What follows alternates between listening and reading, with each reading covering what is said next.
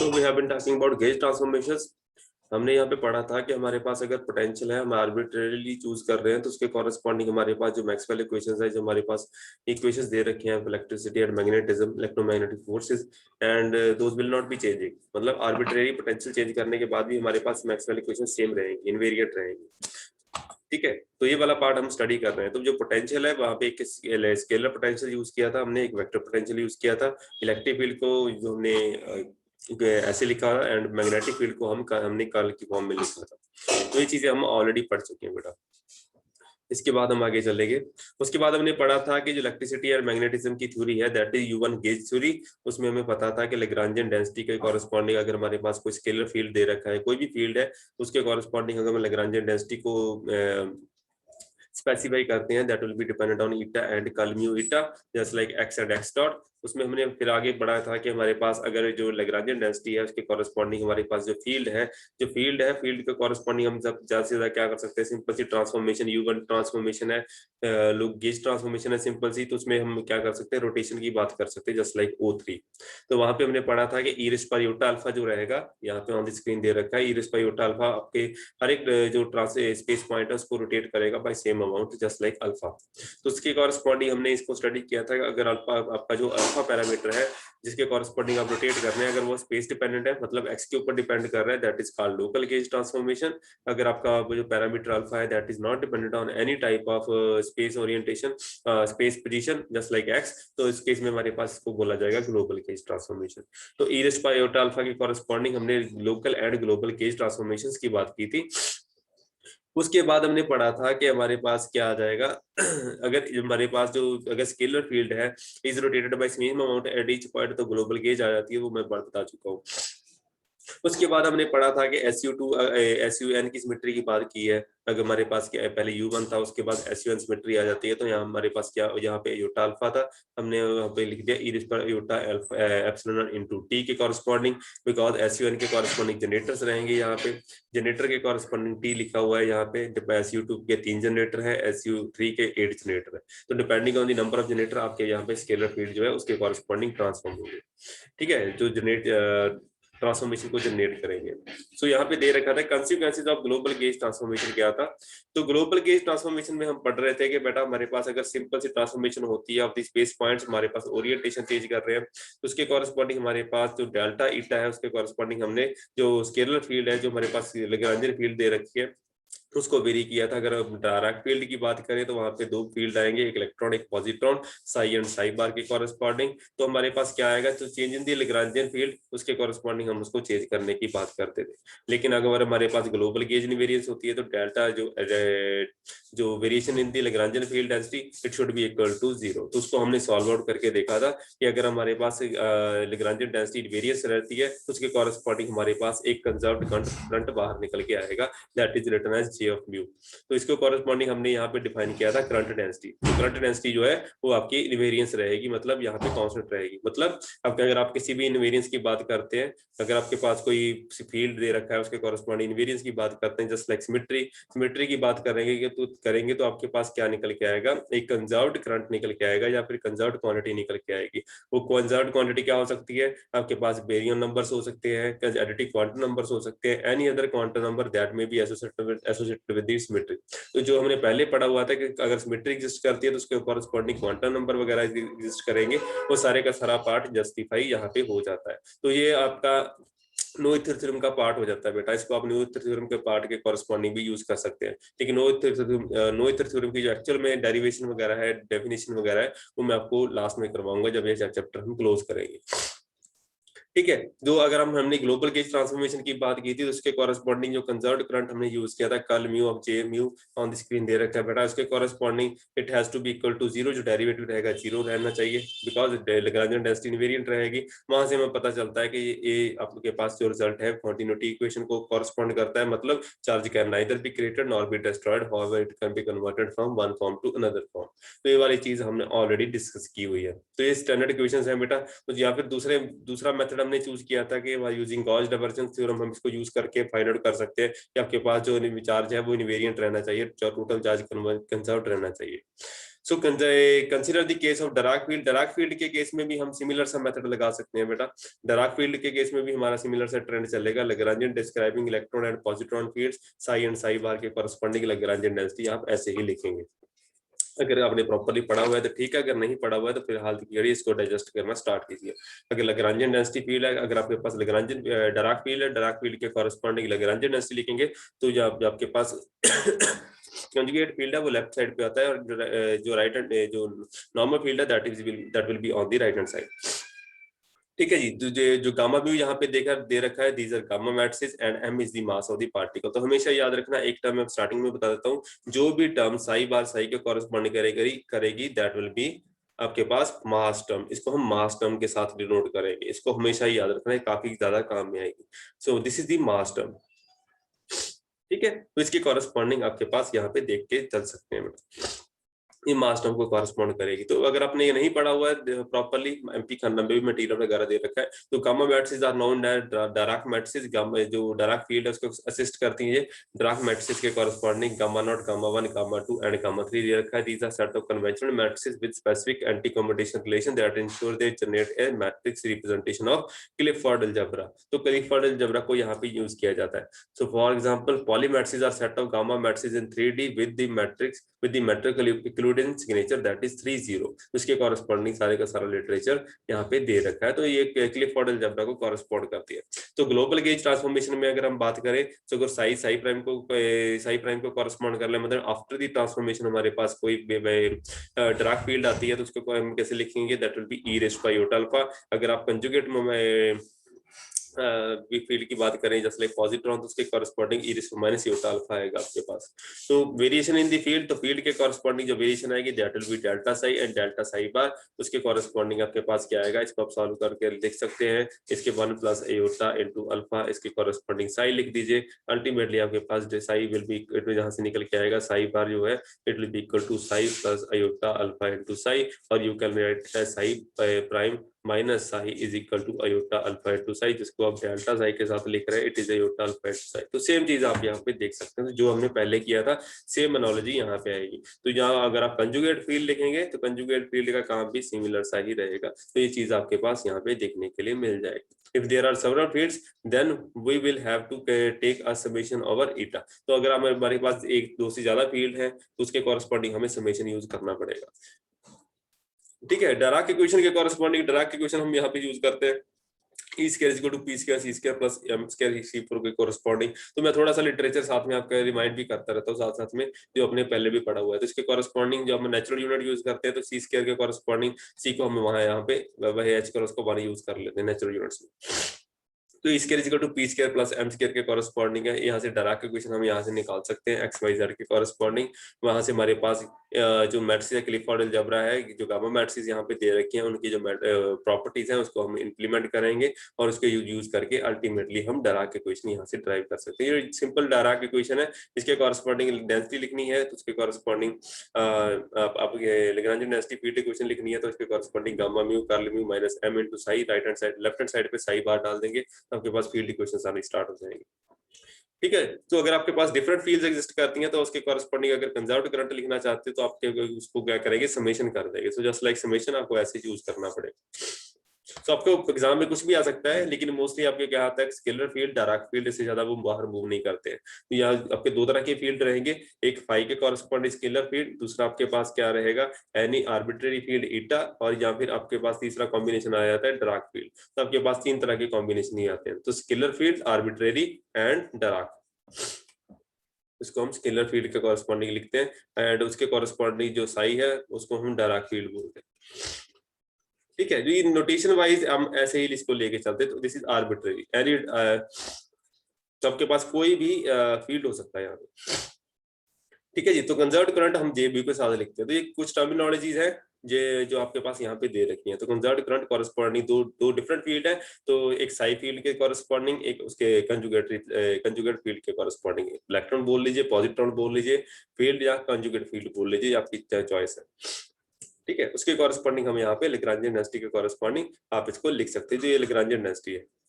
ठीक है, उसको आप लिख सकते हैं। उसके हमने उसको स्टडी किया था। अगर आपके लैग्रांजियन इक्वेशन की बात करें तो उसके कॉरेस्पॉन्डिंग हम उसका कंजर्व्ड करंट निकालने की बात करें तो जो हमने लास्ट टाइम की इक्वेशन लिखी है ऑन द प्रीवियस पेज, तो ये वाली जो इक्वेशन है इसमें हम इसकी लैग्रांजियन डेंसिटी की वैल्यू वगैरह डाल के फाइंड आउट कर सकते हैं। ये आपको 3 नंबर में आ भी सकता है कि what is the conserved current for the case of dark field. ठीक है, तो डार्क फील्ड के कॉरेस्पॉन्डिंग आपको ये वाला कंजर्व्ड करंट निकाल के दिखाइए तो आपको पता चलना चाहिए कि आपने कैसे निकालना है।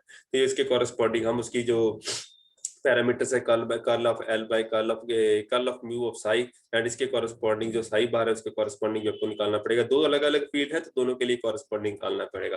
देयरफॉर जो कंजर्व्ड करंट आएगा that will B iota alpha Sai bar iota gamma mu of Sai. अब बाकी सारे पैरामीटर जीरो हो जाएंगे बेटा। ठीक है, तो इसके कॉरेस्पॉन्डिंग आपके पास ऐसे पैरामीटर आ जाएंगे। तो इसको आप सॉल्व करके निकालेंगे। तो अगर आपके पास ये वाला पार्ट आएगा तो you will be writing this thing. तो अगर आप देख सकते हैं बेटा, तो अल्फा जहां पे क्या है, आपने जो पैरामीटर यूज किया सम कांस्टेंट वैल्यू है, कांस्टेंट रोटेशन के थ्रू आपने रोटेट किया। तो ये alpha is related to charge on electron. अगर आपका अल्फा चार्ज के साथ रिलेटेड है तो उसके कॉरेस्पॉन्डिंग जे ऑफ म्यू क्या लिख सकते हैं हम यहाँ पे, इसको इलेक्ट्रॉन के साथ लिख सकते हैं। बिकॉज इलेक्ट्रॉन का चार्ज है तो नेगेटिव साइन यहाँ पे अब्सॉर्ब हो जाएगा ऑटोमेटिकली, ये वाला जो नेगेटिव साइन है। तो साई बार गामा म्यू ऑफ साई आ जाएगा अल्टीमेटली। जे नॉट क्या आएगा, ठीक है, आपके पास फोर करंट है तो जे नॉट एंड जे थ्री आ जाएगा अल्टी कॉरेस्पॉन्डिंग, इसको आप ऐसे ही लिखेंगे। ठीक है, तो उसके कॉरेस्पॉन्डिंग जो जो आपका फर्स्ट कंपोनेंट रहेगा जे नॉट, उसके corresponding psi bar and gamma naught into psi आ जाएगा। इसके कॉरेस्पॉन्डिंग जो क्लिफर्ड अलजेब्रा है, गामा मैट्रिक्स की प्रॉपर्टीज वगैरह यूज करेंगे। गामा नॉट स्क्वायर हमारे पास जो होता है ए फन होता है, इसलिए मैंने यहाँ पे इंट्रोड्यूस कर दिया। ठीक है, तो जो जो साई बार है, साई बार के कॉरेस्पॉन्डिंग इसको psi dagger and gamma naught में चेंज कर सकते हैं। So I can change it at psi dagger and gamma naught के कॉरेस्पॉन्डिंग आप चेंज कर सकते हैं। तो अल्टीमेटली आपके पास ये वाली फैक्टर बच जाएंगे। ठीक है, तो इसके कॉरेस्पॉन्डिंग गामा नॉट स्क्वायर जो आपके पास 1 बच जाएगा और आपके पास ये वाला फैक्टर बच जाएगा। तो अल्टीमेटली जो आपके पास बचेगा J naught will be equal to e into psi get psi psi dagger psi. ये आपके पास क्या रहेगा, इट इज चार्ज डेंसिटी। इसको आप चार्ज डेंसिटी के साथ लिखते हैं तो ये आपको ऐसे लिख सकते हैं बेटा। ठीक है, तो चार्ज डेंसिटी क्या होती है, आपका चार्ज पर यूनिट वॉल्यूम के कॉरेस्पॉन्डिंग आप लिख सकते हो। तो उसके कॉरेस्पॉन्डिंग आपके ये वाला ये आपके पास रिजल्ट आ जाने स्टार्ट हो जाएगी। ठीक है, तो ये इसके कॉरेस्पॉन्डिंग ही लिखा जाता है। तो इसके कॉरेस्पॉन्डिंग आपके पास जो थ्री करंट रहेगा उसके कॉरेस्पॉन्डिंग आपको गामा मैट्रिक्स के कॉरेस्पॉन्डिंग अलजेब्रा आपसे सिंपली डिफाइन करना पड़ेगा, which can be written in this form. यहाँ पे भी मैंने सेम चीज अप्लाई की है कि साई बार जो है उसको मैं कैसे लिखता हूँ, Sai dagger and gamma not corresponding. ठीक है, so therefore Lagrangian is invariant under global gauge transformation, therefore one can show that curl mu of J mu is equal to 0। तो आपके पास जो करंट है, करंट के कॉरेस्पॉन्डिंग आप यहाँ पे डिनोट कर सकते हैं। अगर इसका डेरिवेटिव लेंगे तो अल्टीमेटली आपके पास 0 ही आएगा। तो therefore charge is conserved as done earlier। तो अगर आपके पास कोई भी आर्बिट्ररी फील्ड आता है तो आप जो प्रीवियस आर्टिकल डिस्कस किया गया था उसके कॉरेस्पॉन्डिंग डिस्कस करेंगे। अगर आपके पास डार्क फील्ड आ जाता है तो इसके कॉरेस्पॉन्डिंग भी आपको डिस्कस कर सकते हैं, क्योंकि कई बार बच्चे कंफ्यूज हो जाते हैं कि अगर आपको पेपर में आ गया कि discuss the conservation of charge with regard to dark field. तो डार्क फील्ड स्पेसिफिकली के अगर मेंशन आ गया तो आपको ऐसे करना पड़ेगा। ठीक है जी। So therefore charge conservation of charge is equivalent to invariance of Lagrangian under global gauge transformation. If we associate alpha to any other additive quantum number then we will get conservation of that quantum number. तो जैसे जैसे आप alpha को अगर आप electronic charge के साथ associate कर रहे हैं, अगर आप अल्फा को आप बेरियम नंबर के साथ एसोसिएट करेंगे तो एनी अदर अगर आप क्वांटम नंबर चूज करते हैं उसके कॉरेस्पॉन्डिंग कंजर्वेशन लॉ आपके पास एग्जिस्ट करेगा। ठीक है जी। तो फील्ड थ्योरी के कॉरेस्पॉन्डिंग ये वाला पार्ट मैंने यहाँ से डिस्कस किया था। तो अगर आपके पास स्केलर फील्ड है, कंसीडर एक कम्प्लेक्स स्केलर फील्ड। तो मोस्टली हम यहाँ पे मैंने आपको बताया था स्केलर फील्ड हम फाई के साथ यूज करते हैं। तो यहाँ पे स्केलर फील्ड है, कम्प्लेक्स स्केलर फील्ड है, उसके कॉरेस्पॉन्डिंग फाई हम यूज कर रहे हैं, that is dependent on the position as well as time. तो invariant under rotation and Lorentz transformation, तो यहाँ पे हम इसको यूज कर सकते हैं। स्केलर फील्ड जो रहती है वो इनवेरिएंट होती है under rotation and Lorentz transformation के। तो स्केलर फील्ड के कुछ डेफिनेशन है उसको हम यूज करते हैं। आई होप आपने पहले भी पढ़ा होगा। तो स्केलर फील्ड का जो लैग्रांजियन रहता है उसके हम ऐसे ही लिखते हैं बेटा। आप इसको लैग्रांजियन को हम कैसे लिख सकते हैं, टी माइनस वी के साथ। ठीक है ठीक है, उसके आपके पास टी क्या होती है, हाफ एम वी स्क्वायर होता है। ठीक है, यहाँ पे हम क्या क्या कर सकते हैं, वेलोसिटी क्या होती है, it is just like curl mu of phi. ठीक है, एक्स डॉट है तो इसके कॉरेस्पॉन्डिंग आप इसको ऐसे भी लिख सकते हो, this is the same thing. तो अगर आपके पास वी आ जाती है तो वी आप कैसे लिखेंगे, V half m m omega square x square के कॉरेस्पॉन्डिंग लिखते हो। तो x स्क्वायर और कुछ नहीं है बेटा, दिस इज y 1/2, तो आपके पास ऑलरेडी लिखा हुआ है, इसके कॉरेस्पॉन्डिंग पैरामीटर डिसाइड किए हुए, जो x है वो 5 स्क्वायर को कॉरेस्पॉन्ड कर, तो आप इसको ऐसे भी लिख सकते हो, ज्यादा कोई बड़ी बात नहीं है। तो सिमिलर से फंडे आपने यहाँ पे यूज करने हैं, तो सेम सेम टर्मिनोलॉजी आप यहाँ पे यूज करके चलते हैं, तो इसको आप वहां से भी रिलेट करके देख सकते हैं बेटा, ज्यादा डिटेल नहीं, लेकिन आप नॉलेज ही लेके चल सकते हैं। आप इसको प्रॉपर्ली सॉल्व करेंगे तो आपको मटेरियल पता चल जाएगा। अगर नहीं पता चलता, या तो आप पॉलर्ड लहरी की बुक खोल लीजिए, या फिर आप खोल लीजिए डीसी जोशी। ठीक है, तो इसके कॉरेस्पॉन्डिंग हमने ये वाले पैरामीटर यूज किए हैं, तो ये ठीक है, तो इसके कॉरेस्पॉन्डिंग आपके पास क्या आ जाएगा, जो स्केलर फील्ड है, स्केलर फील्ड के कॉरेस्पॉन्डिंग आपके पास क्या आ जाएगा, इसका जो कंपोनेंट्स है उसको रिजॉल्व करेंगे तो दो, चाहे एक जब फर्स्ट कंपोनेंट आ जाएगा, एक 3 कंपोनेंट आ जाएगा, एक 5 डॉट है तो 5 dot simple curl by curl t के कॉरेस्पॉन्डिंग आ जाएगा, जो दैट विल बी, अगर 3 कंपोनेंट्स आ जाएंगे that will be curl by curl x, curl by curl y, curl by curl z के कॉरेस्पॉन्डिंग आएगा, that can be resolve like this. तो उसको जो 3 कंपोनेंट्स है उसको डेरिवेटिव के corresponding, just like del operator के कॉरेस्पॉन्डिंग जो फर्स्ट कंपोनेंट उसको हम लिखेंगे डी बाय डी टी के कॉरेस्पॉन्डिंग। तो सिंपल सी टर्मिनोलॉजी है, मिन्कोस्की स्पेस मैट्रिक आपको पता ही है कैसे लिखा जाता है, comparing with, you can compare all this stuff with L equal to T minus V can identify the जो काइनेटिक एनर्जी है, काइनेटिक एनर्जी को आप कैसे लिखते हैं 1/2 5 डॉट स्क्वायर के कॉरेस्पॉन्डिंग, वो मैंने आपको बेटा बता ही दिया। एंड पोटेंशियल एनर्जी आप यहाँ पे मैंने आपको ऑलरेडी बता रखा है कि आप इसको ऐसे डिनोट करके देख सकते हैं। ठीक है, तो जो हमारी पास equation, the first term in the expansion is called the gradient equation, gradient energy, तो यहाँ पे जो इसको ग्रेडियंट एनर्जी के कॉरेस्पॉन्डिंग लिखा जाता है, while the phrase potential energy और just potential is usually referred for the last term, तो इसको हम पोटेंशियल एनर्जी के साथ रिप्रेजेंट करते हैं। ये वाला जो सेकंड पार्ट है इसको हम 4 मोमेंटम से निकल के आए हैं, तो जो 4 वेक्टर के साथ वहां से निकाला हुआ है, तो इसीलिए हम इसको सेपरेटली इंटरप्रेट करते हैं, दैट इज यहाँ पे ग्रेडियंट एनर्जी के कॉरेस्पॉन्डिंग लिखा। तो थोड़ा सा आपको डिफरेंस देखने के लिए मिलेगा एग्जैक्टली, या वहां पे क्लासिकल रिप्रेजेंटेशन आपको देखने के लिए नहीं मिलेगी। तो find the equation of motion arising from the above Lagrangian density, हम इसको क्या करेंगे, हम इसको लैग्रांजियन डेंसिटी इक्वेशन को यहाँ पे आयलर लैग्रांजियन इक्वेशन को सेटिस्फाई करने के लिए हम उसको फाइंड आउट करेंगे, curl L by curl of phi, तो यहाँ पे curl L by curl x find out करेंगे, तो curl x by curl of L by curl x dot find out करेंगे। तो सेम चीज जो हम क्लासिकल मैकेनिक्स में फाइंड आउट करते हैं, सेम चीज यहाँ पे फॉलो अप करेंगे, तो आपके पास ये वाले रिजल्ट देखने के लिए मिल जाएंगे। तो इसी इक्वेशन के ऊपर अगर आप इसको इंप्लीमेंट करेंगे तो उसके बारे वैल्यूज आपके पास आ जाएंगी। ठीक है जी, तो इसके कॉरेस्पॉन्डिंग आप सारी की सारी वैल्यूज वगैरह फिल आउट कर सकते हैं, तो इसके कॉरेस्पॉन्डिंग ये वाली वेक्टर वैल्यूज आपके पास आ जाएगी बेटा। तो आपके पास आयलर लैग्रांजियन क्या इक्वेशन क्या होती है, तो दैट इज सिंपल इक्वेशन, उसके कॉरेस्पॉन्डिंग आप वैल्यूज वगैरह डाल के, मैं ज्यादा डिटेल में नहीं जाऊंगा, वैल्यूज वगैरह डाल के आप सिंपली सॉल्व करेंगे तो आयलर लैग्रांजियन इक्वेशन सेटिस्फाई होनी चाहिए। तो इसके कॉरेस्पॉन्डिंग क्लिन-गॉर्डन इक्वेशन जो है यहाँ पे आपके पास आ जानी चाहिए। ये एमपी खन्ना में बेटा प्रॉपर्ली दे रखा है, तो वहां से आप यूज कर सकते हैं। तो मैं सारे का सारा लिटरेचर थोड़ा सा वहां से रिवाइज भी कर रहा हूँ आपके साथ के साथ, कि आपके पास जो क्लिन-गॉर्डन इक्वेशन है वहां से जस्टिफाई होनी स्टार्ट हो जाएगी, तो यहाँ से आपको इसको यूज भी कर सकते हैं using arbitrary potential V of i generalization of Klein Gordon equation. यहाँ पे आपके पास आर्बिट्रेरी पोटेंशियल यूज करेंगे तो इसको आप इंप्लीमेंट भी कर सकते हैं। तो रियल स्केलर फील्ड जो रहती है that is phi is equal to 5 prime, तो एक्स्ट्रा जो आपके पास वेक्टर्स आएंगे तो वो सारे के सारे पार्ट आप यहाँ पे सॉल्व कर पाएंगे। तो जो मेथड टेक्निक्स मैंने यहाँ पे यूज किए हैं, तो जो भी टर्मिनोलॉजी यूज की है यहाँ से आप ले सकते हैं। कोवेरिएंट डेरिवेटिव है, तो जो अगर कॉन्ट्रावेरिएंट डेरिवेटिव है तो कैसे आएगा, साइन पॉजिटिव है कि नेगेटिव है, वो आप यहाँ पे चूज कर पाएंगे। ठीक है, तो आपके पास यहाँ से सिंपल टर्म्स आपके सारे के सारी यहाँ पे एक्सप्लेन हो जाएंगे। Scalar field can be rewritten है, तो आपके पास जो स्केलर फील्ड है उसको आपस में ऐसी टर्म में भी लिख सकते हैं। अगर आपके पास स्केलर फील्ड है तो कर्ल म्यू साई स्टार के कॉरेस्पॉन्डिंग लिख सकते हैं, या कर्ल म्यू साई के कॉरेस्पॉन्डिंग कॉन्ट्रावेरिएंट कोवेरिएंट के कॉरेस्पॉन्डिंग आप यहाँ पे लिख सकते हैं, where complex scalar field psi is equal to phi 1 plus iota phi 2 into 1 by root 2, इसके कॉरेस्पॉन्डिंग भी आप लिख सकते हैं। तो डिपेंडिंग आपको एग्जाम में कौन सी टर्मिनोलॉजी आती है, अगर आपको लैग्रांजियन डेंसिटी डायरेक्टली दे दी जाती है तो उसके कॉरेस्पॉन्डिंग आपको वहां पे सॉल्व करके लिखना पड़ेगा।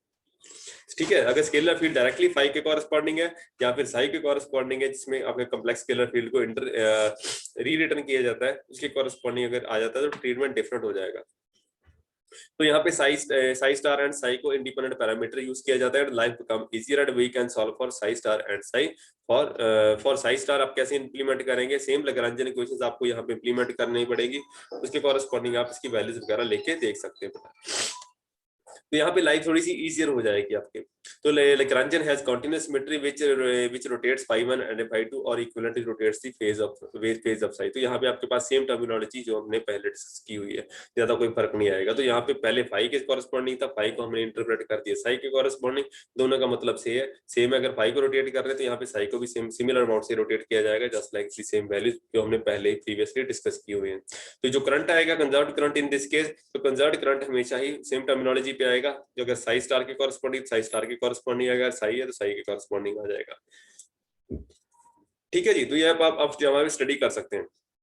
तो इसके कॉरेस्पॉन्डिंग समरी क्या रहेगी हमारी, सिंपल सी अगर हम टर्म बोले तो इनवेरियंस ऑफ लैग्रांजियन अगर global under global gauge transformation leads to conservation of additive quantum number. तो ये हमने पहले ही पढ़ लिया कि ग्लोबल गेज ट्रांसफॉर्मेशन के कॉरेस्पॉन्डिंग लैग्रांजियन अगर इनवेरियंट रहेगा तो यहाँ पे हमारे पास कंजर्व्ड क्वांटम नंबर देखने के लिए मिलेंगे। तो जस्ट कंजर्वेशन या फिर अगर हम उल्टा बोले कि conservation of additive quantum number leads to global gauge invariance, तो आपके पास इनवेरियंस यहाँ पे देखने के लिए मिलेगी, सिमेट्री देखने के लिए मिलेगी। तो field and the derivative of field transform in the same manner, ये चीज आपको थोड़ा सा लेट समझ लगेगी कि अगर आपका फील्ड एंड आपका डेरिवेटिव सेम वे में ट्रांसफॉर्म होता है तभी आपके डेरिवेटिव जो तभी आपका जो फील्ड है वो इनवेरिएंट रहेगा, अदरवाइज नहीं आएगा। लैग्रांजियन डेंसिटी तभी इनवेरिएंट रहेगी अगर आपका फील्ड एंड उसका डेरिवेटिव दोनों सेम टाइप के ट्रांसफॉर्म होते हैं। जस्ट लाइक फाई अगर ट्रांसफॉर्म हो रहा है तो phi prime should be equal to iota alpha into pi psi corresponding, या फिर कर्ल म्यू ऑफ साई है it should also transform like iota alpha into curl mu psi के कॉरेस्पॉन्डिंग। तो आपका जो फील्ड है वो सेम अमाउंट से ट्रांसफॉर्म होना चाहिए, that is the whole story है। इसके बारे में हम लेटर ऑन सेशन में बात करेंगे कि आपके पास कैसा रिजल्ट देखने के लिए मिलेगा कि या नहीं। ठीक है, बाकी चीज हम ग्लोबल लोकल गेज ट्रांसफॉर्मेशन जो है, लोकल गेज कैसे वेरी करेगी, उसमें हमारे पास जो फील्ड फंक्शन कैसे ट्रांसफॉर्म होंगे या डेरिवेटिव कैसे ट्रांसफॉर्म होगा कि नहीं होगा, उसको चेंज करना कि नहीं करना, वो हम लेटर ऑन सीरीज में बात करेंगे। आई होप आपको समझ लग गया होगा। ये बेसिक इसकी एबीसीडी है, बेसिक डिक्शनरी है। ठीक है जी, तो बाकी हम पार्ट नेक्स्ट टाइम डिस्कस करेंगे इसको, बाकी लोकल गेज ट्रांसफॉर्मेशन कैसे डील करनी है।